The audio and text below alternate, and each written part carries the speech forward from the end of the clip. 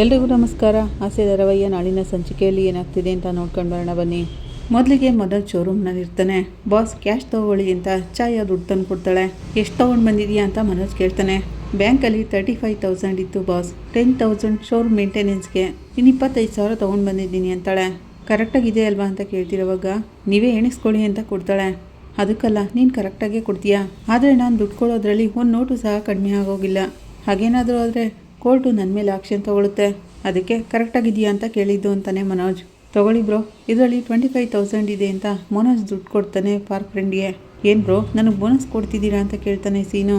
Boss ನಿಮ್ಮೊಬ್ಬರಿಗೆ bonus ಕೊಟ್ಬಿಡ್ತಾರಾ ಅಂತ ಛಾಯಾ ಕೇಳ್ತಾಳೆ. ಇದು ರೋಹಿಣಿ ಕೊಡಬೇಕಾಗಿರೋ ದುಡ್ಡು ಅಂತ ಮನೋಜ್ ಹೇಳ್ತಾನೆ. ಏನು ರೋಹಿಣಿಗ, ಏನಕ್ಕೆ ಬ್ರೋ ಅಂತ ಕೇಳ್ತಾನೆ ಸೀನು. ಕೋರ್ಟ್ ಆರ್ಡರ್ ಪ್ರಕಾರ ತಿಂಗಳಿಗೆ 25,000 ಕೊಡಲೇಬೇಕಲ್ಲ ಅಂತಾನೆ. ಅದೇನೇ ಇದು ಅಂತ ಹೇಳ್ತಿರೋವಾಗ ನಾನು ಅಲ್ಲಿಗೆಲ್ಲ ಹೋಗಲ್ಲ ಬ್ರೋ, ನೀವೇ ಬೇಕಾದರೆ ಹೋಗಿ ಕೊಡಿ ಅಂತಾನೆ ಪಾರ್ಕ್ ಫ್ರೆಂಡ್. ಏನಕ್ಕೆ ಹೋಗಲ್ಲ ನೀವು ಅಂತ ಮನೋಜ ಕೇಳ್ತಾನೆ. ಹೋದ ತಿಂಗಳು ಕೊಟ್ಟಾಗ ಬೇಡ ಅಂತ ಹೇಳಿದ್ರು ರೋಹಿಣಿ, ನೀವೇ ಹೋಗಿ ಕೊಡಬೇಕಂತೆ. ನಾನು ಅಲ್ಲಿಂದ ಓಡ್ ಬಂದ್ಬಿಟ್ಟೆ, ನಿಮ್ಮಿಬ್ಬರ ಮಧ್ಯೆ ನಾನು ಯಾಕೆ ಬ್ರೋ, ಅದಕ್ಕೆ ನೀವೇ ತೊಗೊಂಡೋಗಿ ಕೊಟ್ಬಿಡಿ ಅಂತ ಹೇಳ್ತಾನೆ ಪಾರ್ಕ್ ಫ್ರೆಂಡ್. ಮಧ್ಯವರ್ತಿಯಾಗಿ ನನ್ನನ್ನಂತೂ ಕಳಿಸ್ಲೇಬೇಡಿ ಅಂತ ಹೇಳ್ತಾರೆ. ಇದರಲ್ಲಿ ಏನಿದೆ ಬ್ರೋ, ತೊಗೊಂಡೋಗಿ ಕೊಟ್ಟು ಬನ್ನಿ ಅಂತ ಮನೋಜ ಹೇಳ್ತಾನೆ. ಬೇಡ ಬ್ರೋ, ನೀವೇ ತೊಗೊಂಡೋಗಿ ಕೊಡಿ, ನಾನು ಕೊಟ್ಟರೆ ಖಂಡಿತ ರೋಹಿಣಿ ತೊಗೊಳ್ಳಲ್ಲ, ನಿಮ್ಮ ಮೊನ್ನೆ ಬರೋಕ್ಕೆ ಹೇಳೋದು ಅಂತಾನೆ ಪಾರ್ಕ್ ಫ್ರೆಂಡ್. ಅದು ಅಲ್ಲದೆ ಅವ್ರನ್ನ ನೋಡಿದ್ರೆ ಸ್ವಲ್ಪ ಭಯ ನನಗೆ ಅಂತಾನೆ. ಏನಕ್ಕೆ ಭಯ ಅಂತ ಮನೋಜ್ ಕೇಳ್ತಾನೆ. ಚಾಟಿ ಏಟ್ ತಿಂದಿದ್ರಲ್ಲ, ಅದೇ ಫ್ಲಾಕ್ಸ್ ಬ್ಯಾಕ್ ನೆನಪಾಗುತ್ತೇನೋ ಅಂತ ಛಾಯೆ ಹೇಳ್ತಾಳೆ. ಅರೆ ಏನಮ್ಮ ನೀನು ಅದನ್ನೆಲ್ಲ ನೆನಪಿಸ್ತಿದ್ಯಾ, ನನ್ನ ಕೈಲಿ ಹೋಗೋಕ್ಕಾಗಲ್ಲ ಬ್ರೋ, ನನಗೆ ಕೆಲಸ ಇದೆ ಅಂತಾನೆ ಸೀನು. ಏನು ಕೆಲಸ ಇದೆ ಅಂತ ಮನೋಜ ಕೇಳ್ತಾನೆ. ಆ AC ಡೀಲರ್ ಸ್ಟಾಕ್ ಇದೆ, ಬಂದು ತೊಗೊಂಡೋಗಿ ಅಂತ ಹೇಳಿದಾರಲ್ಲ, ನಾನು ಅಲ್ಲಿಗೆ ಹೋಗಬೇಕು ಅಂತಾನೆ ಸೀನು. ನಾನು ಒಂದು ಕೆಲಸ ಹೇಳಿದ್ರೆ ಅದನ್ನು ಮಾಡೋಕ್ಕಾಗಲ್ವಾ ನಿಮಗೆ, ನಾನೇ ತೊಗೊಂಡೋಗಿ ಕೊಡ್ತೀನಿ ಹಾಗಂತ ಮನೋಜ್ ಹೇಳ್ತಾನೆ. ಏನೇ ಆಗಲಿ 25,000 ಜಾಸ್ತಿ ಆಯಿತು ಬಾಸ್ ಅಂತ ಛಾಯೆ ಹೇಳ್ತಾಳೆ. ಏನು ಮಾಡಲಿ, ಕೋರ್ಟ್ ಆರ್ಡ್ರು, ಅದನ್ನು ಮಾಡಲೇಬೇಕಲ್ಲ, ದುಡ್ಡು ಕೊಡಲೇಬೇಕಲ್ಲ ಅಂತ ಮನೋಜ್ ಹೇಳ್ತಿರೋವಾಗ, ಸರ್ ಇದು ಚೆನ್ನಾಗಿದೆ ಅಲ್ವಾ ಸರ್, ನಾವು ತಿಂಗಳು ಪೂರ್ತಿ ದುಡ್ದು 25,000 ಸಂಬಳ ತೊಗೋತೀವಿ, ಆದರೆ ರೋಹಿಣಿ ಏನು ಕೆಲಸನೂ ಮಾಡಿದೆ 25,000 ಒಂದೇ ಅಮೌಂಟಲ್ಲಿ ತೊಗೊಂಡ್ಬಿಡ್ತಾರೆ ಹಾಗಂತ ಛಾಯೆ ಹೇಳ್ತಿರೋವಾಗ, ಏನು ಮಾಡೋದು, ಡಿವೋರ್ಸ್ ಸಿಗೋವರೆಗೂ ಕೊಡಲೇಬೇಕಲ್ಲ ಅಂತಾನೆ ಪಾರ್ಕ್ ಫ್ರೆಂಡ್. ಸರಿ ಬಿಡಿ, ಆ ಡೀಲರ್ನ ಆಮೇಲೆ ನೋಡ್ಕೋಬೋದು, ನೀವೇ ಹೋಗಿ ದುಡ್ಡು ಕೊಟ್ಟು ಬನ್ನಿ ಅಂತಾನೆ ಮನೋಜ. ಆಗಲ್ಲ ಬ್ರೋ, ನನ್ನ ಕೈಲಿ ಆಗಲ್ಲ ಅಂದರೆ ಆಗೋದೇ ಇಲ್ಲ, ನನ್ನನ್ನು ಬಿಟ್ಬಿಡು, ಒದೆ ತಿಂದಿರೋದು ನಾನು, ನಿಮಗೇನು ಓದಾಗಬೇಕು, ನಿಮ್ಗೊಂದು ದೊಡ್ಡ ನಮಸ್ಕಾರ, ನನ್ನನ್ನು ಬಿಟ್ಬಿಡಿ ಅಂತ ಪಾರ್ಕ್ ಫ್ರೆಂಡ್ ಹೊರಟೋಗ್ತಾನೆ. ಹಾಗಾದರೆ ನಾನೇ ಹೋಗಿ ಬರಲ್ಲ ಅಂತಾನೆ ಮನೋಜ. ಹೌದು ಬ್ರೋ, ರೋಹಿಣಿ ನಿಮ್ಮ ವೈಫ್ ತಾನೆ, ನೀವು ಹೋದ್ರೇ ಸರಿ ಹೋಗೋದು ಅಂತಾನೆ ಪಾರ್ಕ್ ಫ್ರೆಂಡ್. ಈಗ ನನ್ನ ವೈಫ್ ಅಲ್ಲ ಅವಳು, ಅದಕ್ಕೆ ಹೇಳ್ತಿರೋದು ದುಡ್ಡು ಕೊಡಿ ನೀವೇನೆ ಅಂತ. ಹಾಗಂತ ಮನೋಜ್ ಹೇಳ್ತಿರೋವಾಗ, ವೈಫ್ ಅಲ್ಲ ಅಂದಿದ್ರೆ ನೀವು ದುಡ್ಡು ಕೊಡೋ ಅವಶ್ಯಕತೆನೇ ಇರ್ತಿರ್ಲಿಲ್ಲ ಹಾಗಂತ ಸೀನು ಹೇಳ್ತಾನೆ. ಬಾಸ್ ನೀವೇ ಹೋಗಿ ಕೊಡೋದ್ರಲ್ಲಿ ಏನು ಪ್ರಾಬ್ಲಮ್ ಇದೆ, ಅವ್ರು ನಿಮ್ಮ ಜೊತೆ ಚೆನ್ನಾಗಿ ಮಾತಾಡ್ತಾರಲ್ಲ ಅಂತಾಳೆ ಛಾಯಾ. ನಾನು ತೊಗೊಂಡೋಗಿ ಕೊಡೋದ್ರಲ್ಲಿ ಯಾವ ಪ್ರಾಬ್ಲಮ್ ಇಲ್ಲ, ಆದರೆ ಈ ವಿಷಯ ಅಮ್ಮನ ಗೊತ್ತಾಗಿ ಅವರು ಟೆನ್ಷನ್ ಆಗಿ ನನಗೆ ಚೆನ್ನಾಗಿ ಬೈತಾರೆ ಹಾಗಂತ ಮನೋಜ್ ಹೇಳ್ತಿರುವಾಗ, ಹಾಗಾದರೆ ಈ ಮ್ಯಾಟ್ರನ್ನ ಅಮ್ಮನ ಜೊತೆ ಹೇಳ್ದೇ ಇದ್ರೆ ಆಯಿತು, ಅಷ್ಟೇ, ಸತ್ಯನ ಮುಚ್ಚಿಡೋದು ನಿಮ್ಗೇನು ದೊಡ್ಡ ವಿಷಯನ ಅಂತ ಕೇಳ್ತಾನೆ ಪಾರ್ಕ್ ಫ್ರೆಂಡ್. ನೀವು ಹೇಳದೇ ಇರೋ ಸುಳ್ಳ ಅಂತ ಹೇಳ್ತಾನೆ. ಮನೋಜ್ ದುಡ್ಗುಟ್ಕೊಂಡು ನೋಡ್ತಿರ್ತಾನೆ. ಇಲ್ಲ ಬ್ರೋ, ಈ ಥರ ಸುಳ್ಳು ಹೇಳಿದ್ರೆ ತಾನೇ ಜೀವನದಲ್ಲಿ ಮುಂದುವರಿಯೋಕ್ಕಾಗೋದು, ಅದಕ್ಕೆ ಅಂತ ಹೇಳ್ತಾನೆ ಪಾರ್ಕ್ ಫ್ರೆಂಡ್. ಸರಿ ನಾನೇ ಹೋಗ್ತೀನಿ ಬಿಡು. ಸರಿ ಛಾಯಾ, ರೋಹಿಣಿ ಎಲ್ಲಿದ್ದಾಳೆ ಅಂತ ಒಂದ್ಸರಿ ಫೋನ್ ಮಾಡಿ ಕೇಳು ಅಂತಾನೆ ಮನೋಜ. ರೋಹಿಣಿ ಫೋನ್ ತೆಗೆದು, ಹೇಳು ಛಾಯಾ, ಬಿಸ್ನೆಸ್ ಎಲ್ಲ ಹೇಗೆ ನಡೀತಿದೆ ಅಂತ ಕೇಳ್ತಾಳೆ. ಚೆನ್ನಾಗಿ ನಡೀತಿದೆ ಮೇಡಮ್, ಈಗ ತಾನೇ ಬ್ಯಾಂಕಿಂದ ಕ್ಯಾಶ್ನ ವಿತ್ಡ್ರಾ ಮಾಡಿದೆ ಅಂತಾಳೆ. ಸರ್ ಅಲ್ಲೇ ಇದ್ದಾರಾ ಅಂತ ಕೇಳ್ತಾಳೆ. ಹೌದು ಮೇಡಮ್ ಅಂತಿರೋವಾಗ, ಈಗ ಅವರೇ ಫೋನ್ ಮಾಡೋಕ್ಕಾಗಲ್ವಾ, ನನ್ನ ಜೊತೆ ಮಾತಾಡೋಕ್ಕೂ ಕೂಡ ಅಗತ್ಯ ಇದೆಯಾ ಹಾಗಂತ ರೋಹಿಣಿ ಹೇಳ್ತಿರುವಾಗ, ಸಾರಿ ಮೇಡಮ್, ಬಾಸು ಕೆಲಸದಲ್ಲಿ ಇದ್ದಾರೆ, ಅದಕ್ಕೆ ನನಗೆ ಕಾಲ್ ಮಾಡೋಕ್ಕೆ ಹೇಳಿದ್ರು ಅಂತಾಳೆ. ಸರಿ ಏನು ವಿಷಯ ಹೇಳು ಅಂತಿರುವಾಗ, ನೀವೆಲ್ಲಿದ್ದೀರಾ ಅಂತ ಕೇಳೋಕ್ಕೆ ಹೇಳಿದ್ರು ಅಂತಾಳೆ. ಯಾಕೆ ಅಂತ ಕೇಳ್ತಾಳೆ ರೋಹಿಣಿ. ನಿಮ್ಗೆ ದುಡ್ಡು ಕೊಡಬೇಕಲ್ಲ ಮೇಡಮ್, ಅದಕ್ಕೋಸ್ಕರ ಅಂತಾಳೆ ಛಾಯಾ. ನಾನೀಗ ಕೆಲಸಕ್ಕೆ ಅಂತ ಹೊರಗಡೆ ಹೋಗ್ತಿದ್ದೀನಿ, ಇವತ್ತು ನಾನು ಮನೆಯಲ್ಲಿರಲ್ಲ, ನಾಳೆಗೆ ಬರೋಕ್ಕೆ ಹೇಳು, ನನ್ನ ಮನೆ ಲೊಕೇಶನ್ನ ಶೇರ್ ಮಾಡ್ತೀನಿ ಅಂತ ಹೇಳ್ತಾಳೆ. ರೋಹಿಣಿ ಹಾಗಂತಿರುವಾಗ, ಓಕೆ ಮೇಡಮ್ ಅಂತಾಳೆ ಛಾಯಾ. ಬಾಸ್ ರೋಹಿಣಿ ಲೊಕೇಶನ್ನ ಕಳಿಸಿದ್ದಾರೆ, ಅವ್ರು ನಿಮ್ಮನ್ನು ನಾಳೆ ಬರೋಕ್ಕೆ ಹೇಳಿದ್ರು, ನನ್ನ ಕೆಲಸ ಮುಗೀತು, ನಾನು ಇನ್ನು ಬರ್ತೀನಿ ಅಂತ ಹೇಳಿ ಛಾಯಾ ಅಲ್ಲಿಂದ ಹೊರಟೋಗ್ತಾಳೆ. ಮತ್ತು ಇನ್ನೇನು ಬ್ರೋ, ನಾಳೆ ರೋಹಿಣಿ ಮನೆಗೆ ಹೋಗಿದ್ದು ಬಂದುಬಿಡಿ ಅಂತ ಪಾರ್ಕ್ ಫ್ರೆಂಡ್ ಹೇಳ್ತಾನೆ. ನೀವು ಹೋಗಲ್ಲ ಅಂತ ಹೇಳಿದ್ರಲ್ಲ ಬಿಡಿ ಬ್ರೋ, ನಾನು ನೋಡ್ಕೋತೀನಿ, ನೀವು ಹೋಗಿ ಕೆಲಸ ನೋಡ್ಕೊಳ್ಳಿ ಅಂತಾನೆ ಮನೋಜ. ಈ ಕಡೆ ಮನೋಜ್ ರೋಹಿಣಿ ಮನೆ ಹತ್ರ ಬರ್ತಾನೆ. ರೋಹಿಣಿ ಮನೆಯಿಂದ ಹೊರಗೆ ಬಂದು, ಮನೋಜ್ ಬನ್ನಿ ಒಳಗೆ ಅಂತ ಕೇಳ್ತಾಳೆ. ಇರಲಿ ಪರವಾಗಿಲ್ಲ ಅಂತಾನೆ ಮನೋಜ್. ನೀವು ನನ್ನನ್ನು ಹುಡ್ಕೊಂಡು ಬಂದ್ರಲ್ಲ, ನನಗೆ ಎಷ್ಟು ಸಂತೋಷ ಆಗ್ತಿದೆ ಗೊತ್ತಾ, ಬನ್ನಿ ಮನೋಜ್ ಒಳಗೆ ಅಂತಾಳೆ ರೋಹಿಣಿ ಕೋರ್ಟ್ ರೂಲ್ಸ್ ಪ್ರಕಾರ ನಿನಗೆ ನಾನು ದುಡ್ಡು ಕೊಡಬೇಕಲ್ಲ, ಅದನ್ನು ತೊಗೊಂಡು ಬಂದಿದ್ದೀನಿ ಅಂತಾನೆ. ನೀವು ನನ್ನನ್ನು ಹುಡ್ಕೊಂಡು ಬಂದಿದ್ದೀರಲ್ಲ, ನಂಗೆ ತುಂಬ ಸಂತೋಷ ಆಗ್ತಿದೆ, ಒಳಗೆ ಬನ್ನಿ ಅಂತಾಳೆ ರೋಹಿಣಿ. ಆಗ ಮನೋಜ, ಅಯ್ಯೋ ಇವಳೊಬ್ಳು ಅಂತ ಬೈಕೊಂಡು ಒಳಗೋಗ್ತಾನೆ. ಹೊರಗಡೆ ತುಂಬ ಬಿಸಿಲಿದೆ, ನಿಮಗೆ ಜ್ಯೂಸ್ ತೊಗೊಂಡು ಬರ್ತೀನಿ ಅಂತ ರೋಹಿಣಿ ಹೋಗ್ತಿರುವಾಗ, ಬೇಡ ರೋಹಿಣಿ ಅದೆಲ್ಲ ಏನು ಬೇಡ, ಮನೆಯಲ್ಲಿ ಯಾರೂ ಇಲ್ವಾ ಅಂತ ಕೇಳ್ತಾನೆ. ಅಮ್ಮ ಕ್ರಿಶ್ ಕರ್ಕೊಂಡು ಊರಿಗೆ ಹೋಗಿದ್ದಾರೆ, ನಾಳೆ ಬರ್ತಾರೆ ಅಂತಾಳೆ ರೋಹಿಣಿ. ತಗೋ ಇದರಲ್ಲಿ 25,000 ಇದೆ ಅಂತ ಮನೋಜ್ ಹೇಳ್ತಾನೆ. ಯಾವಾಗಲೂ ಸೀನು ಅವ್ರ ಕೈಲಿ ಕೊಟ್ಟು ಕಳಿಸ್ತಿದ್ರಲ್ಲ, ಈಗೇನು ಅಂತ ಕೇಳ್ತಾಳೆ. ಅವ್ರಿಗೆ ಬೇರೆ ಕೆಲಸ ಇದೆ, ಅದು ಅಲ್ಲದೆ ನಿನ್ನನ್ನು ನೋಡಿದ್ರೇ ಅವ್ರು ಭಯ ಪಟ್ಕೋತಾರೆ, ಅವನು ಹಾಗಂತಿರುವಾಗ ಕೊಟ್ಟಿರೋ ಏಟು ಇನ್ನೂ ಮರ್ತೋಗಿಲ್ಲ ಅನ್ಸುತ್ತೆ. ಅಲ್ಲ ಮನೋಜ್, ನನ್ನನ್ನು ನೋಡಬೇಕು ಅಂತ ನಿಮ್ಗೆ ಅನ್ಸೋದೇ ಇಲ್ವಾ? 2 ವರ್ಷ ಸಂಸಾರ ಮಾಡಿದ್ದೀವಿ, ಅದು ಕೂಡ ನಿಮಗೆ ನೆನಪಾಗಲ್ವಾ ಮನೋಜ್? ಅದನ್ನೆಲ್ಲ ಮರ್ತ್ಬಿಟ್ರ ಅಂತಿರುವಾಗ ನಾನು ಯಾವುದನ್ನು ಮರ್ತೀರಾ? ನೀವು ಹೇಳಿರೋ ಸುಳ್ಳು ಸಹ ಮರ್ತಿಲ್ಲ. ಮನೋಜ್ ಹಾಗಂತಿರುವಾಗ ನಾನು ಹಾಗೆ ಹೇಳಿದ್ದೆಲ್ಲ ನಿಮಗೋಸ್ಕರನೇ. ನಾನು ಎಷ್ಟೊಂದು ಸರಿ ನಿಮ್ಮನ್ನು ಸಾರಿ ಕೇಳಿದೆ, ನಿಮ್ಮ ಹತ್ರ ಸಾರಿ ಕೇಳ್ತಾನೆ ಇದ್ದೀನಿ. ನಿಮ್ಮ ಅಮ್ಮನ ಕಾಲು ಹಿಡ್ಕೊಂಡು ಸಹ ಕೇಳ್ಕೊಂಡೆ, ಅವ್ರು ನನ್ನನ್ನು ಒಪ್ಕೊಂಡೇ ಇಲ್ಲ. ನಿಮ್ಮ ಮನಸ್ಸು ಕೂಡ ಬದಲಾಗಲ್ಲ ಅಲ್ಲ? ಅವಳಾಗಂತಿರುವಾಗ ಮನೋಜ್ ದುಡ್ಡು ಕೊಟ್ಟು ಸರಿ ನಾನು ಇನ್ನು ಬರ್ತೀನಿ ಅಂತ ಹೊರಡ್ತಾ ಇರ್ತಾನೆ. ಇರಿ ಮನೋಜ್, ಫಸ್ಟ್ ಟೈಮ್ ಮನೆಗೆ ಬಂದಿದ್ದೀರಾ, ಊಟ ಮಾಡ್ಕೊಂಡು ಹೋಗಿ ಅಂತಾಳೆ. ಮನೆಯಲ್ಲಿ ರೆಡಿ ಮಾಡಿರ್ತಾರೆ, ನಾನು ಅಲ್ಲೇ ಹೋಗಿ ತಿಂತೀನಿ ಅಂತಾನೆ ಮನೋಜ. ಇಲ್ಲಿ ನೋಡಿ, ಡೈಲಿ ಮನೆಯಲ್ಲಿ ಊಟ ಮಾಡೋದೇ ಇದ್ದೇ ಇರುತ್ತಲ್ವಾ? ನಾನು ಈಗ ತಾನೇ ಅಡುಗೆ ಮುಗಿಸಿದ್ದೀನಿ, ಊಟ ಮಾಡ್ಕೊಂಡು ಹೋಗಿ ಅಂತಾಳೆ. ಭಯಪಡಬೇಡಿ, ನಾನು ಚೆನ್ನಾಗಿ ಅಡುಗೆ ಮಾಡೋದನ್ನು ಕಲ್ತಿದ್ದೀನಿ ಅಂತಾಳೆ.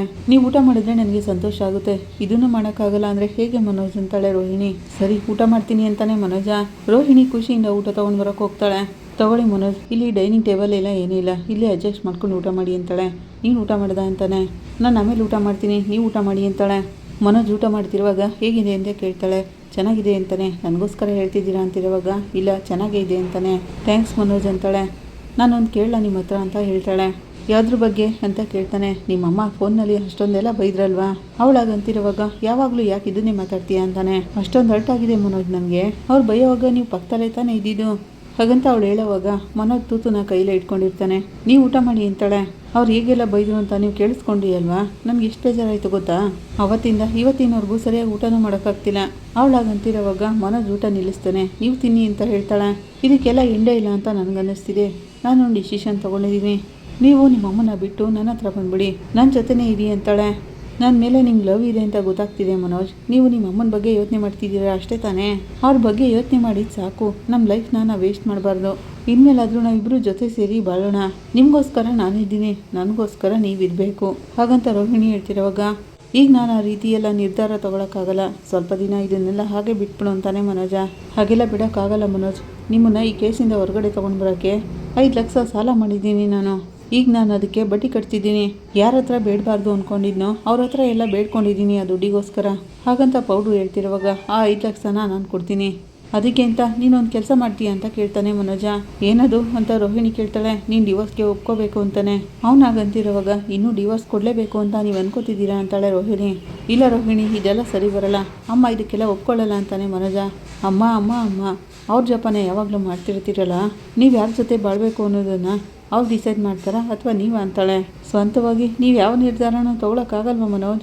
ಈಗೇನೋ ನಿಮಗೆ ಡಿವೋರ್ಸ್ ಬೇಕು ಅಷ್ಟೇ ತಾನೇ? ಸರಿ, ನಾನು ಡಿವೋರ್ಸ್ ಕೊಡ್ತೀನಿ, ಆದರೆ ನೀವು 5 ಲಕ್ಷ ಎಲ್ಲಿಂದ ತೊಗೊಂಡು ಬರ್ತೀರಾ ಅಂತಾಳೆ ರೋಹಿಣಿ. ನೀನು ಡಿವೋರ್ಸ್ ಕೊಡು ಅಷ್ಟೇ, ನಾನು ಮಿಕ್ಕಿದ್ನೆಲ್ಲ ನೋಡ್ಕೋತೀನಿ ಹಾಗಂತ ಮನೋಜ್ ಹೇಳ್ತಾನೆ.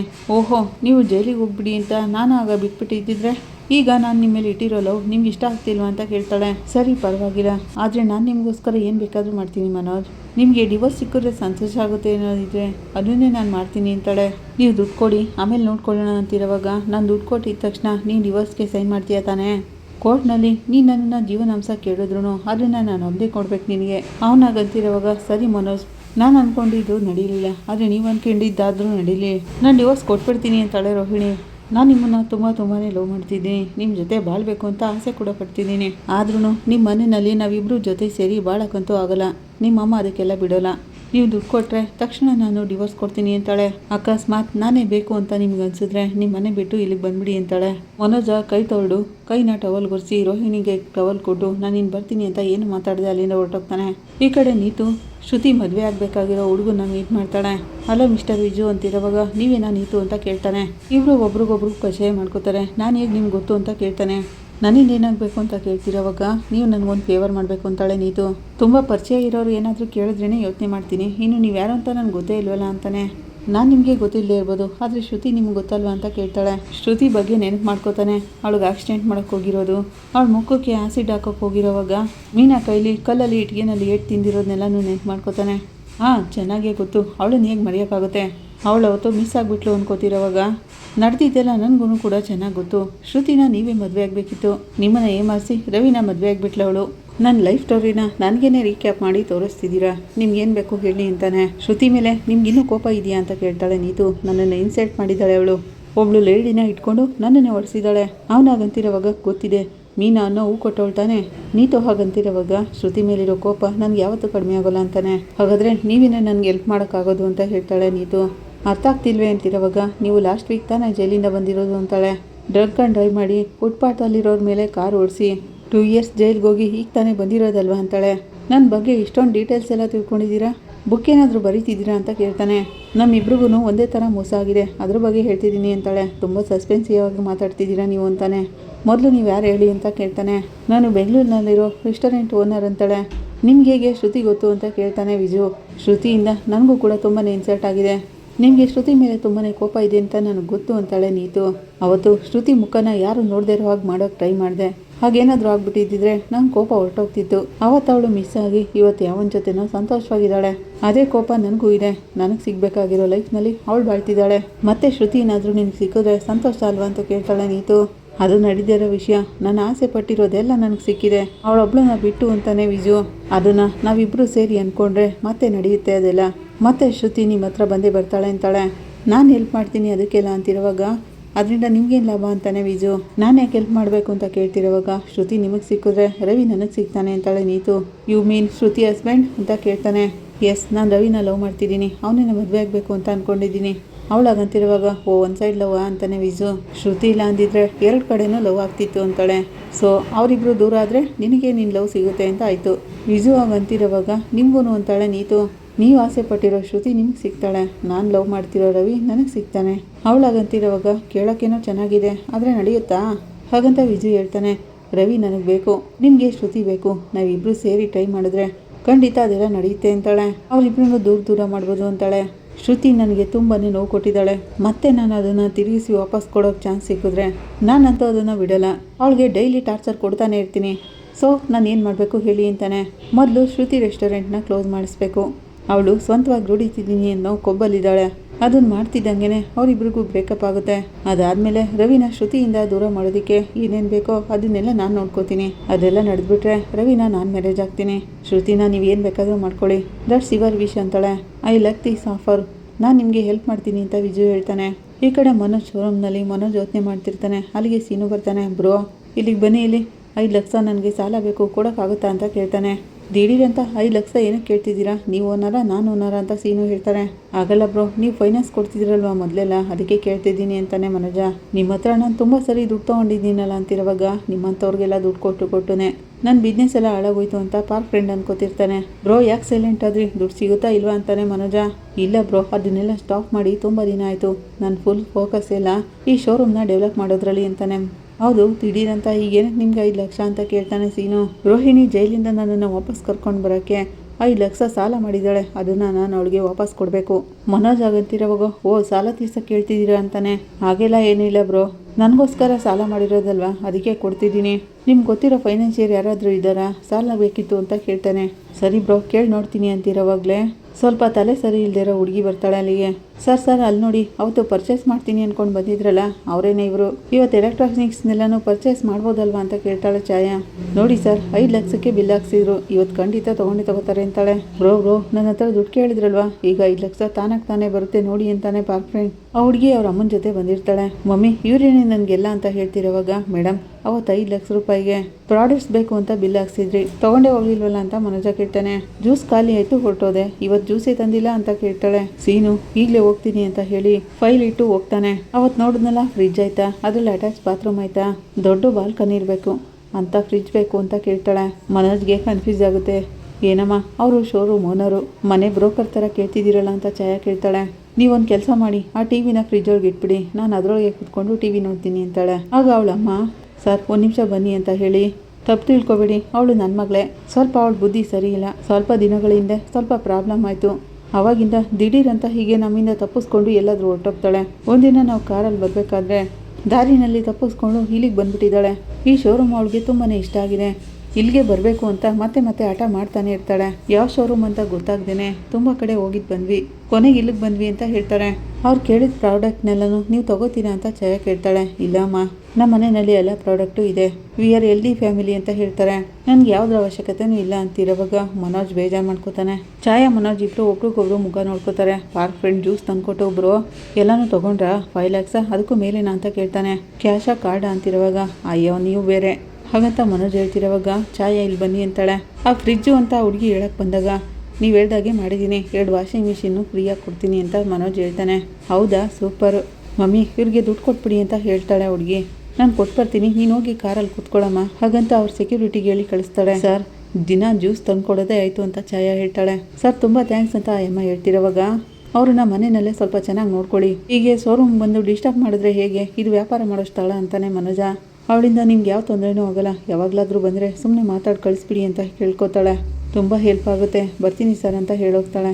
ಈ ಕಡೆ ಮನೋಜ ಮನೆಗೆ ಬಂದು ಯೋಚನೆ ಮಾಡ್ತಿರ್ತಾನೆ. ಅವನು ಯೋಚನೆ ಮಾಡ್ತಿರೋದನ್ನ ರವಿ ಮತ್ತು ಸೂರ್ಯ ನೋಡ್ತಾರೆ. ಏನೋ ಕೆನ್ನೆ ಮೇಲೆ ಕೈ ಇಟ್ಕೊಂಡು ಇಷ್ಟೊಂದೆಲ್ಲ ಯೋಚನೆ ಮಾಡ್ತಿದ್ಯಾ ಅಂತ ಸೂರ್ಯ ಕೇಳ್ತಾನೆ. ನಾನೇ ತೊಂದರೆಲಿದ್ದೀನಿ, ಇವನು ಬೇರೆ ಹೋಗೋ ಆ ಕಡೆಗೆ ಅಂತ ಹೇಳ್ತಾನೆ ಮನೋಜ. ಆಗ ಶಾಂತಿ ಬರ್ತಾಳೆ. ಮನೋಜ್ ಏನಾಯ್ತು, ಯಾಕೆ ಈ ಥರ ಡಲ್ಲ ಕೂತಿದ್ಯಾ ಅಂತ ಕೇಳ್ತಾಳೆ. ಏನಿಲ್ಲಮ್ಮ ಅಂತ ಮನೋಜ ಹೇಳ್ತಾನೆ. ಏನಾಯ್ತು, ಯಾಕೋ ಈ ಥರ ಕೂತಿದ್ಯಾ, ಏನಾಯ್ತು, ಆರೋಗ್ಯ ಸರಿ ಇಲ್ವಾ ಹಾಗಂತ ಶಾಂತಿ ಕೇಳ್ತಿರೋವಾಗ ಅದೆಲ್ಲ ಏನೂ ಇಲ್ಲಮ್ಮ, ಬೇರೆ ಏನೋ ಸಮಸ್ಯೆ ಅಂತಾನೆ. ಏನೋ ಸಮಸ್ಯೆ ನಿಂದು ಅಂತ ಶಾಂತಿ ಕೇಳ್ತಾಳೆ. ಸ್ವಲ್ಪ ದುಡ್ಡು ಬೇಕಿತ್ತು ಅಂತಾನೆ. ಅದಕ್ಕೆ ಅಂತ ಒಂದು 2-3 ಕಡೆ ಕೇಳಿ ನೋಡಿದೆ ಅಂತಾನೆ. ಮತ್ತೆ ದುಡ್ಡು ಬೇಕಾ ನಿನಗೆ?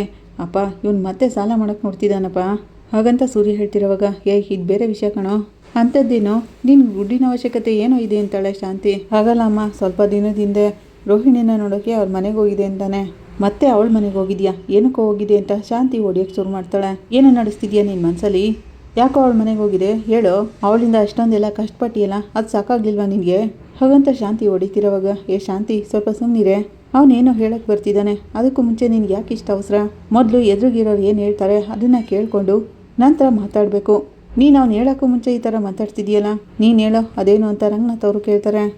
ಕೋರ್ಟ್ ಆರ್ಡ್ರ್ ಪ್ರಕಾರ ತಿಂಗಳ 25,000 ಕೊಡಬೇಕಲ್ವ ಅವಳಿಗೆ, ಅದಕ್ಕೆ ಈ ತಿಂಗಳು ಸೀನು ಕೈಗೆ ದುಡ್ಡು ಕೊಟ್ಟು ಕೂಡ ಕೇಳಿದೆ. ಅವ್ರು ನನ್ನ ಕೆಲಸ ಇದೆ ಹೋಗಲ್ಲ ಅಂತ ಹೇಳಿಬಿಟ್ರು. ಬೇರೆ ದಾರಿ ಇಲ್ಲೇ ನಾನೇ ತಗೊಂಡು ಕೊಟ್ಟೆ. ಅವ್ನು ಹೋಗ್ಲಿಲ್ಲ ಅಂದರೆ ಏನಾಯಿತು, ಬೇರೆ ಯಾರ ಕೈಲಾದರೂ ಕೊಟ್ಟು ಕಳಿಸ್ಬೋದಿತ್ತಲ್ವ ಅಂತ ಶಾಂತಿ ಕೇಳ್ತಾಳೆ. ಬೇರೆ ಯಾರನ್ನೂ ನಂಬೋಕ್ಕಾಗಲ್ಲ ಅಮ್ಮ, ಅದು ಮಾತ್ರ ಅಲ್ಲ, ಕೋರ್ಟ್ ಫಿಕ್ಸ್ ಮಾಡಿರೋ ಡೇಟ್ನಲ್ಲಿ ಕರೆಕ್ಟಾಗಿ ದುಡ್ಡು ಕೊಡಬೇಕಲ್ಲ, ಅದರಿಂದ ಏನಾದರೂ ಹೊಸ ಸಮಸ್ಯೆ ಬಂದುಬಿಟ್ರೆ ಏನಮ್ಮ ಮಾಡೋದು ಅಂತಾನೆ. ಹಾಗಾದರೆ ಬೇರೆ ಇನ್ನೇನು ಮಾಡಿದೆ ಅಂತಾಳೆ ಶಾಂತಿ. ಮನೋಜ್ ಸುಮ್ಮನೆ ನಿಂತಿರುವಾಗ ಹೇಳು ಅಂತ ಮನೋಜ್ಗೆ ಬೈತಿರುವಾಗ ಊಟ ಕೊಟ್ಲು, ಊಟ ಮಾಡಿದೆ ಅಂತಾನೆ. ಆಗ ಶಾಂತಿ ಸ್ವಲ್ಪ ಹೊತ್ತು ಸುಮ್ಮನಿದ್ದು, ಅವಳು ಏನಾದರೂ ಮಿಕ್ಸ್ ಮಾಡಿ ಕೊಟ್ಬಿಟ್ಟಿದ್ರೆ ಬಾರೋ ಹಾಸ್ಪಿಟ್ಲಿಗೆ ತೋರಿಸೋಣ ಅಂತ ಅವನನ್ನು ಹೇಳ್ಕೊಂಡು ಹೋಗ್ತಿರ್ತಾಳೆ.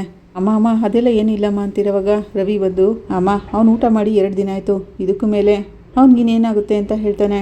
ರವಿ, ಆ ಪಾರ್ಲರಮ್ಮ ಅವ್ನಿಗೇನು ಮಾಡಲ್ವೋ, ಏನೇ ಮಾಡೋದಿದ್ರು ಅದನ್ನೆಲ್ಲ ಸಕ್ಕರೆಗೆ ಮಾಡೋದು ಅಂತಾನೆ ಸೂರ್ಯ. ಏನಂದೆ ಅಂತ ಶಾಂತಿ ಕೇಳ್ತಿರೋವಾಗ, ಆಗಲ್ಲ ಸಕ್ಕರೆ, ಆ ಅಮ್ಮನಿಗೆ ನಿನ್ನ ಮೇಲೇನೆ ತಾನೇ ಜಾಸ್ತಿ ಕೋಪ ಇರೋದು, ಅದಕ್ಕೆ ಹೇಳಿದೆ ಅಂತಾನೆ ಸೂರ್ಯ. ನೀನು ಸುಮ್ಮನಿರೋ, ಇನ್ಮೇಲೆ ಅವಳ ಮನೆಗೆ ಹೋಗೋ ಕೆಲಸನೆಲ್ಲಾಂದ್ರೂ ಇಟ್ಕೊಂಡ್ರೆ ನಿನ್ನ ಕಾಲು ಮುರಿದು ಮೂಲೆ ಕೂರಿಸ್ಬಿಡ್ತೀನಿ ಅಂತಾಳೆ ಶಾಂತಿ. ಹೇಳ್ತಿದ್ದೀನಿ ಕೇಳು, ಅವಳು ಕೊಡಬೇಕಾಗಿರೋ ದುಡ್ಡನ್ನ ಅಕೌಂಟ್ಗೆ ಹಾಕ್ಬಿಡು. ಅವಳಾಗಂತಿರುವಾಗ ಅವಳು ಬೇರೆ ಒಂದು ವಿಷಯ ಹೇಳಿದ್ಲಮ್ಮ. ಮನೋಜ್ ಹಾಗಂತಿರುವಾಗ ಏನು ವಿಷಯ ಅನ್ನೋದು ಅಂತಾಳೆ. ರೋಹಿಣಿ ಡಿವೋರ್ಸ್ ಕೊಟ್ಬಿಡ್ತೀನಿ ಅಂತ ಹೇಳಿದ್ಲು ಅಂತಾನೆ. ಹೌದಾ, ಒಪ್ಕೊಂಡ್ಬಿಟ್ಲೇನೋ ಅಂತ ಶಾಂತಿ ಕೇಳ್ತಾಳೆ. ಏನೋ ಇದು ಅತಿಶಯವಾಗಿದೆ ಹಾಗಂತ ಸೂರ್ಯ ಹೇಳ್ತಾನೆ.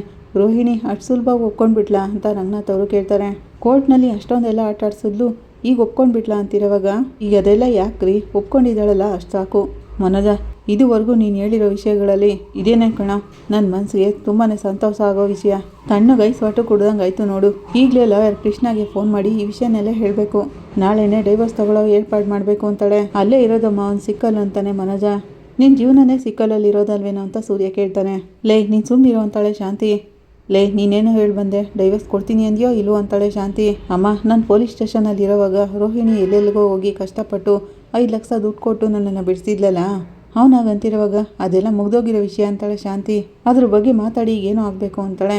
ಇಲ್ಲ ಅಮ್ಮ, ಆ 5 ಲಕ್ಷನ ವಾಪಸ್ ಕೊಟ್ಟರೆ ತಕ್ಷಣ ಡಿವೋರ್ಸ್ ಕೊಟ್ಬಿಡ್ತಾಳಂತಮ್ಮ ಅಂತಾನೆ. ಅದೇ ನೋಡು, ಆಗಲೇ ಅಂದ್ಕೊಂಡೆ ನಾನು, ಆ ಪಾರ್ಲರಮ್ಮ ಇವನನ್ನ ಪಡ್ಕೊಳ್ಳೋಕ್ಕೆ ಬೇರೆ ರೂಟ್ನಲ್ಲೇ ಹೋಗ್ತಿದ್ದಾಳೆ ಅಂತಾನೆ ಸೂರ್ಯ. ಕಂಡೀಷನ್ ಹಾಕಿ ಡೈವರ್ಸ್ ಕೊಡ್ತೀನಿ ಅಂತ ಹೇಳ್ತಿದ್ದಾರೆ ಅಂತಾನೆ ರವಿ. ಪಾಪ ಅಮ್ಮ, 5 ಲಕ್ಷ ರೂಪಾಯಿ ಸಾಲ ತೊಗೊಂಡು ಬಂದು ಕೊಟ್ಟಿದ್ದಾಳೆ ಅವಳು. ನಾವು ಅದನ್ನು ವಾಪಸ್ ಕೊಟ್ಬಿಟ್ರೆ ಡಿವೋರ್ಸ್ ಕೊಡ್ತಾಳಂತೆ ಅಂತಾನೆ ಮನೋಜ. ನಾವು ವಾಪಸ್ ಕೊಡಬೇಕು ಅಂತ ಯಾಕೋ ಹೇಳ್ತಿದ್ಯಾ, ನೀನು ಅದನ್ನು ವಾಪಸ್ ಕೊಡಬೇಕು ಅಂತ ಹೇಳು. ಸೂರ್ಯ ಹಾಗಂತಿರುವಾಗ, ಅದೇಗೋ ನಾನು ಒಬ್ಬನೇ ಕೊಡೋಕ್ಕಾಗುತ್ತೆ ಅಂತಾನೆ ಮನೋಜ. ನಿನಗೋಸ್ಕರನೇ ತಾನೇ ಅವ್ರು ಸಾಲ ಮಾಡಿ ತಂದು ಕೊಟ್ಟಿರೋದು, ಅದನ್ನು ನೀನೇ ಕೊಡಬೇಕು ಅಂತಾನೆ ರವಿ. ಮನೋಜ, ಈಗಾಗಲೇ ನೀನು ಮಾಡಿರೋ ಸಾಲಕ್ಕೆ ಸೂರ್ಯ ಅವನ ಕಾರ್ನ ಆಡ್ಬಿಟ್ಟು ಸಾಲ ತೀರಿಸಿದ್ದಾನೆ. ಈಗ ನಿನಗೆ ದುಡ್ಡೇ ಬೇಕೇ ಬೇಕು ಅನ್ನೋದಿದ್ರೆ ಅದಕ್ಕೆ ಇಲ್ಲಿ ಯಾರು ಜವಾಬ್ದಾರಿ ತಗೊಳ್ಳೋಕ್ಕೆ ರೆಡಿ ಇಲ್ಲ. ಅದನ್ನು ನೀನು ಒಬ್ಬನೇ ಕಟ್ಟಬೇಕು ಅಂತಾರೆ ರಂಗನಾಥ್ ಅವರು. ಏನ್ರಿ, ಅವಳು ದುಡ್ಡು ಕೇಳಿಬಿಟ್ರೆ ನಾವು ಕೊಟ್ಬಿಡ್ಬೇಕಾ ಅಂತಾಳೆ ಶಾಂತಿ. ಅಮ್ಮ, ರೋಹಿಣಿ ಕೇಳೋದ್ರಲ್ಲಿ ಯಾವ ತಪ್ಪು ಇಲ್ಲ. ಅವಳು ಕೊಟ್ಟಿರೋ ದುಡ್ಡನ್ನ ಅವಳು ವಾಪಸ್ ಕೇಳ್ತಿದ್ದಾಳೆ, ಅದನ್ನು ಮನೋಜ್ ವಾಪಸ್ ಕೊಡಲೇಬೇಕಮ್ಮ ಅಂತಾನೆ ರವಿ. ಕರೆಕ್ಟ್ ಅಲ್ವಾ, ಇಷ್ಟು ದಿನ ಡೈವರ್ಸ್ ಕೊಡಲ್ಲ ಅಂತ ತಾನೇ ಹೇಳ್ತಿದ್ದು, ಈಗ ಕೊಡ್ತೀನಿ ಅಂತ ಹೇಳ್ತಿದ್ದಾರಲ್ಲ, ದುಡ್ಡು ಕೊಟ್ಟು ಸಮಸ್ಯೆನ ಕ್ಲಿಯರ್ ಮಾಡಿ ಅಂತಾನೆ ಸೂರ್ಯ. ಆ ದುಡ್ಡು ಕೊಡಲಿಲ್ಲ ಅಂದರೆ ಅವಳೇನೋ ಮಾಡ್ತಾಳೆ ಅಂತ ಶಾಂತಿ ಹೇಳ್ತಾಳೆ. ಇನ್ನೂ 10 ವರ್ಷ ಕೋರ್ಟ್ಗೂ ಮನೆಗೂ ತಿರುಗಿಸ್ತಾಳೆ ಅಷ್ಟೇ ಅಂತಾನೆ ಸೂರ್ಯ. ಅಮ್ಮ ದುಡ್ಡು ಕೊಡಲಿಲ್ಲ ಅಂದರೆ ಡಿವೋರ್ಸ್ ಕೊಡಲ್ವಂತಮ್ಮ ಅಂತಾನೆ ಮನೋಜ. ಏನು ಎದುರಿಸ್ತಿದ್ದಾಳೆ ಅವಳು? ನೀನು ಫೋನ್ ಕೊಡು, ನಾನು ಅವಳ ಜೊತೆ ಮಾತಾಡ್ತೀನಿ ಅಂತಾಳೆ ಶಾಂತಿ. ಅಮ್ಮ ಬೇಡ ಅಮ್ಮ, ಈಗಾಗಲೇ ನೀನು ಮಾತಾಡಿನೇ ಇಷ್ಟೊಂದೆಲ್ಲ ಸಮಸ್ಯೆ ಆಗಿರೋದು. ಅದಕ್ಕೇನೆ ಆ ಕೋಪದಲ್ಲಿ ಅವಳು ದುಡ್ಡು ಕೇಳ್ತಿರೋದು. ದಯವಿಟ್ಟು ನೀನೇನಾದರೂ ಮಾತಾಡಿ ಇದನ್ನು ಹಾಳು ಮಾಡಿಬಿಡ ಅಮ್ಮ ಅಂತಾನೆ. ಶಾಂತಿ, ಡೈವರ್ಸ್ ಪಡ್ಕೊಳ್ಳೋಕ್ಕೆ ಮೊದಲು ದುಡ್ಡು ಕೊಡೋದು ಹೇಗೆ ಅನ್ನೋದನ್ನು ಯೋಚನೆ ಮಾಡಬೇಕು. ಹಾಗಂತ ರಂಗನಾಥ್ ಅವರು ಹೇಳ್ತಿರೋವಾಗ ಯಾಕ್ರಿ ನಾವು ದುಡ್ಡು ಕೊಡಬೇಕು? ಅದೆಲ್ಲ ಆಗೋಲ್ಲ. ಮನೋಜ್, ಅವಳು ದುಡ್ಡು ಕೇಳಿದ್ಲಲ್ಲ, ಆಗ ನೀನೇನು ಹೇಳಿದೆ ಅಂತಾಳೆ ಶಾಂತಿ. ನಾನೇನು ಹೇಳಲಿಲ್ಲ ಅಮ್ಮ ಅಂತಾನೆ ಮನೋಜ. ನೀನಾಗಲೇ ಆಗಲ್ಲ ಅಂತ ಹೇಳಬೇಕಲ್ವೇನೋ? ಹಾಗಂತ ಶಾಂತಿ ಹೇಳ್ತಿರುವಾಗ ಅದೇ ಹೇಳ್ತಾನೆ ಇವನು. ಪಾಲರಮ್ಮನ ಹತ್ರ ಇವನು ಆಟ ಎಲ್ಲ ನಡೆಯಲ್ಲ ಸಕ್ರೆ. ನಿಜ ಹೇಳಬೇಕು ಅಂದರೆ ದುಡ್ಡು ಕೊಟ್ಟರೆ ನಾನು ಡೈವರ್ಸ್ ಕೊಡ್ತೀನಿ, ಇಲ್ಲಾದರೆ ಮನೆ ಬಿಟ್ಟು ಬಂದು ನನ್ನ ಜೊತೆ ಇರು ಅಂತ ಹೇಳಿರ್ತಾಳೆ. ನಾವಿಬ್ಬರು ಸೇರಿ ಜೀವನ ಮಾಡೋಣ ಅಂತ ಹೇಳಿರ್ತಾಳೆ. ಏನೋ ಕರೆಕ್ಟ್ ಅಲ್ವಾ ನಾನು ಹೇಳ್ತಿರೋದು ಅಂತ ಸೂರ್ಯ ಹೇಳ್ತಾನೆ. ಅಯ್ಯೋ ಏನಿದು, ಇವನು ನೇರವಾಗಿ ನೋಡಿರೋ ಅಂತಾನೇ ಹೇಳ್ತಿದ್ದಾನಲ್ಲ. ಹಾಗಂತ ಮನೋಜ್ ಅನ್ಕೋತಿರೋವಾಗ, ಮನೋಜ, ಇದೆಲ್ಲ ನೀನು ಮಾಡಿರೋ ತಪ್ಪಿಂದ ನಡೆದಿರೋ ಸಮಸ್ಯೆ. ರೋಹಿಣಿ 5 ಲಕ್ಷ ದುಡ್ಡು ಕೇಳಿದಾಳೆ ಅಂದರೆ ಅದನ್ನು ಕೊಡೋ ಜವಾಬ್ದಾರಿ ನಿಂದೇನೆ ಅಂತಾರೆ. ಅದು ಹೇಗಪ್ಪ ನಾನು ದುಡ್ಡು ತರ್ತೀನಿ ಅಂತ ಹೇಳೋಕ್ಕಾಗುತ್ತೆ? ನೀವು ಆಸ್ತಿಲೂ ಭಾಗ ಕೊಡಲ್ಲ ಅಂತ ಹೇಳ್ಬಿಟ್ರಿ, ನಾನು ಒಬ್ಬನೇ ಹೇಗೆ ಅಷ್ಟು ದುಡ್ಡನ್ನು ತರೋಕ್ಕಾಗುತ್ತೆ ಅಂತಾನೆ ಮನೋಜ. ಆಗ ರವಿ, ನೀನು ಮಾಡಿರೋ ಸಾಲನ ಸೂರ್ಯ ಕಾರ್ ಓಡಿಸಿ ಸಾಲ ತೀರಿಸ್ತಿದ್ದಾನೆ. ಈಗ ನಿನಗೆ ಆಸ್ತಿನಲ್ಲೂ ಭಾಗ ಕೊಡಬೇಕಾ?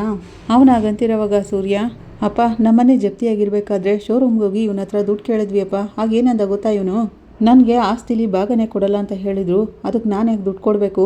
ನಾನು ಕೊಡಲ್ಲ ದುಡ್ಡನ್ನ ಅಂತ ಹೇಳ್ಬಿಟ್ಟಪ್ಪ ಅಂತಾನೆ ರವಿ. ಈಗ ಅದೇ ರೀತಿ ನೀನು ಜೈಲಲ್ಲಿರುವಾಗ ತಾನೇ ಪಾಲರಮ್ಮ ದುಡ್ಡು ಕೊಟ್ಟಿದ್ದು, ಅಂದರೆ ನೀನು ಜೈಲಲ್ಲಿರುವಾಗ ದುಡ್ಡು ಕೊಟ್ಟಿರೋದು, ಅದಕ್ಕೆ ದುಡ್ಡನ್ನ ನೀನೇ ಕೊಡಬೇಕು ಅಂತಾನೆ ಸೂರ್ಯ. ಏನ್ರಿ ಈ ಥರ ಮಾತಾಡ್ತಿದ್ದಾನಲ್ಲ ಅಂತ ಶಾಂತಿ ಕೇಳ್ತಾಳೆ. ಸೂರ್ಯ ಸರಿಯಾಗಿ ಹೇಳ್ತಿದ್ದಾನೆ. ಮನೋಜ್, ಈ ವಿಷಯದಲ್ಲಿ ಏನು ಮಾಡಬೇಕು ಅನ್ನೋದನ್ನ ನೀನೇ ನಿರ್ಧಾರ ತಗೋಬೇಕು. ಶಾಂತಿ, ಅವನೊಬ್ಬನೇ ಬಿಡು, ಯೋಚನೆ ಮಾಡಲಿ ಅಂತಾರೆ ರಂಗನಾಥ್ ಅವರು. ಮನೋಜ, ಪಾರ್ಲರಮ್ಮ ನಿನ್ಗೆ ಒಳ್ಳೆ ಚಾನ್ಸ್ ಕೊಟ್ಟಿದ್ದಾಳೆ, ಹೇಗಾದರೂ ಮಾತಾಡಿ ಡೈವರ್ಸ್ ತಗೊಳ್ಳೋದನ್ನ ನೋಡು ನಿನ್ನ ಸ್ವಂತ ದುಡ್ಡಲ್ಲಿ ಅಂತ ಹೇಳೋಗ್ತಾನೆ ಸೂರ್ಯ. ಇಲ್ಲಿಗೆ ಸಂಚಿಕೆ ಮುಕ್ತಾಯ ಆಗುತ್ತೆ. ನಿಮ್ಗಿಷ್ಟ ಆದರೆ ಲೈಕ್ ಮಾಡಿ, ಕಮೆಂಟ್ ಮಾಡಿ, ಸಬ್ಸ್ಕ್ರೈಬ್ ಮಾಡಿ. Thank you.